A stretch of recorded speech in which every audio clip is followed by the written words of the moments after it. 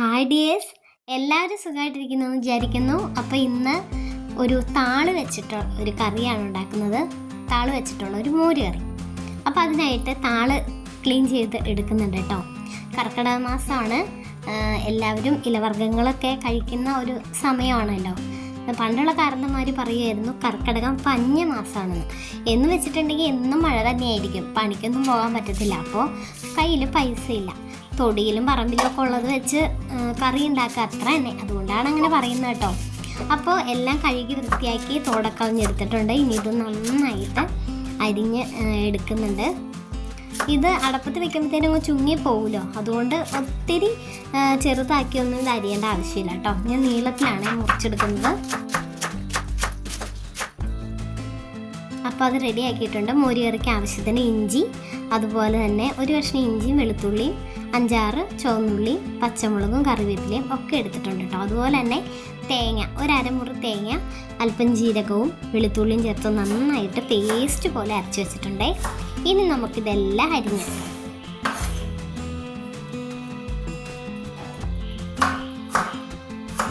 അപ്പോൾ എല്ലാം അരിഞ്ഞെടുക്കുകയാണേ. 4 പച്ചമുളകാണ് കേട്ടോ എടുത്തേക്കുന്നത്. അപ്പോൾ നമ്മുടെ എല്ലാ സാധനവും അരിഞ്ഞ് എടുത്തു വെച്ചിട്ടുണ്ട് കേട്ടോ. ഇനി നമുക്ക് ഈ നമ്മുടെ താള് വേവിക്കാൻ വെക്കാം. ഒരു പാത്രത്തിലേക്ക് അല്പം മഞ്ഞൾപ്പൊടി ഇട്ട് ഇത്തിരി വെള്ളവും കൂടെ ഒഴിച്ചിട്ട് ഇത്തിരി കറിവേപ്പിലയും കൂടെ ഇട്ടിട്ട് അടപ്പത്ത് വെക്കുകയാണ്. പെട്ടെന്ന് വെന്ത് കിട്ടും കേട്ടോ. ഒരു 10 മിനിറ്റിൽ താള് വെന്ത് കിട്ടുവേ.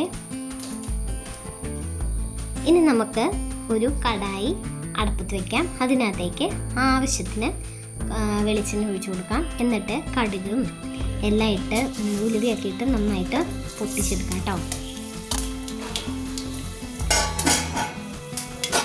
നന്നായി പൊട്ടി വരുമ്പോൾ നമ്മൾ വെളുത്തുള്ളി, അതുപോലെ ഇഞ്ചി, പിന്നെ പച്ചമുളക് എല്ലാം ചേർത്ത് കൊടുത്തിട്ട് നന്നായിട്ട് ഇളക്കി യോജിപ്പിച്ചെടുക്കാം.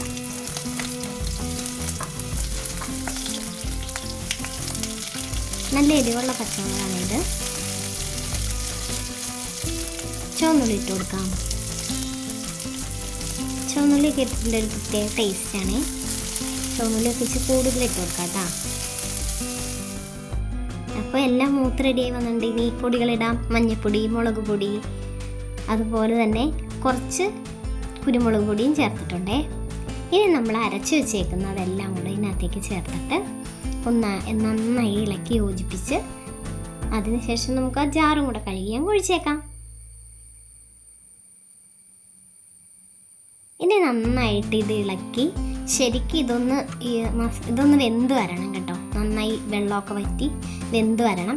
ഈ സമയത്ത് നമ്മൾ ഒഴിക്കേണ്ടത് മോരല്ല, ഈ സമയത്ത് താളാണ് ഒഴിക്കേണ്ടത്. ഞാൻ വിട്ടുപോയി.